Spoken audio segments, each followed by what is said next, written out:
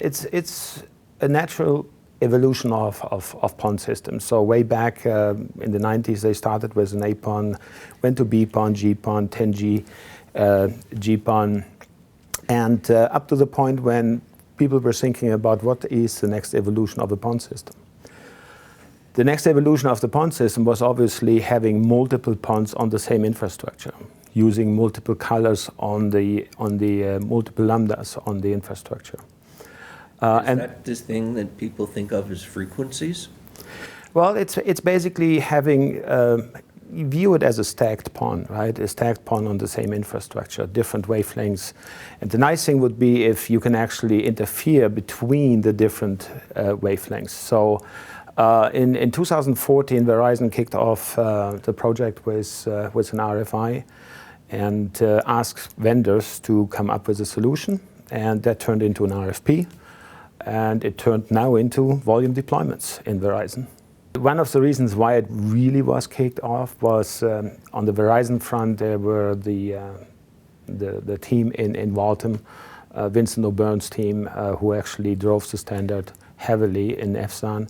And then there were first trials, but again, it was basically that group, and then the different vendors who got engaged. Not only system vendors, also component vendors. It's a huge effort in doing this. Tell us about the performance. For years and years and years, PON systems were basically,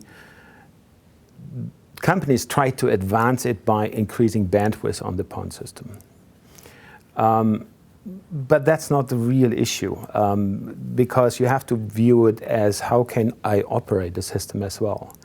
If you take, for example, an NGPON2 system where you have, as I said before, a stacked PON, the value is really in the operational piece as well. You have the capabilities of the wavelengths tuning on the edge. So let me stop you there, because that, I think, is that the breakthrough? The fact that you can have a laser that tunes the different wavelengths? That is for sure a breakthrough, and that makes, from an operational point of view, it makes it very easy for the operators. You can do a pay-as-you-grow system where you start with one wavelength, that's fine, but your endpoint can actually move from one wavelength to the next one. There are 4 wavelengths today on the NGPON2 system. For example, if you would like to do an upgrade on the first wavelengths, you move the ONT to the wavelength number 2, do the upgrade on wavelength number 1, and bring then the ONT back to wavelength number 1 without interrupting the traffic. When you say without interrupting the traffic, it has to take some time for switching. Yeah, but that's less than 25 milliseconds, right? Yeah, which is good. What's the technology advances that they needed to make the laser practical? So it's basically in the wavelengths band, finding the right lasers to tune actually over the span of four different wavelengths. That was one of the, or is still one of the biggest challenges on that front. Technology works. It's in the field. There are installations in the field, and it's kicking off, definitely. And what does it look like, the laser? Is that one of these big machines, and you see the red light coming out of it? No, it's highly integrated devices. So we are actually working on solutions like integrating even these tunable optics into an SFP form factor. And how big is that? SFP form factor is, yes, it's a small device, pluggable device into systems. Yeah. What's coming next? As you probably have heard, there are a lot of different standards in place. The industry is talking about 25 gig, 50 gig standards. I'm questioning it a little bit because the NGPON2 standard is there. The most logical approach would be to increase the bandwidth per lambda. In other words, the nice thing about NGPON2 is that you can also do wavelengths bundling. So in other words, you are not stick to a 10 gig PON. You can even today, you can go up to 40 gig if you would bund all the different wavelengths.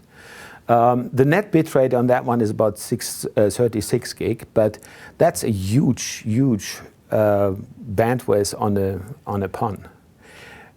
There are discussions in the industry going into 25 gig, going into 50 gig, single PON. And from my point of view, I think we should rather stick with the tunable optics, having multiple wavelengths on the PON. The flexibility is much higher. For example, going from a 10 gig PON to a 10 gig lambda capacity into a 25 gig lambda capacity would mean for an NGPON2 architecture, you would go up to 100 gig, which would make a lot more sense, right? What are the problems like heat that could develop in the units? The problems with heat, if you come down to the tunable optics, for example, the heat dissipation is higher than a regular SFP solution would have had. For the regular SFP requirement, so the pluggable, which goes into a device, you're in the 1.85 watts range.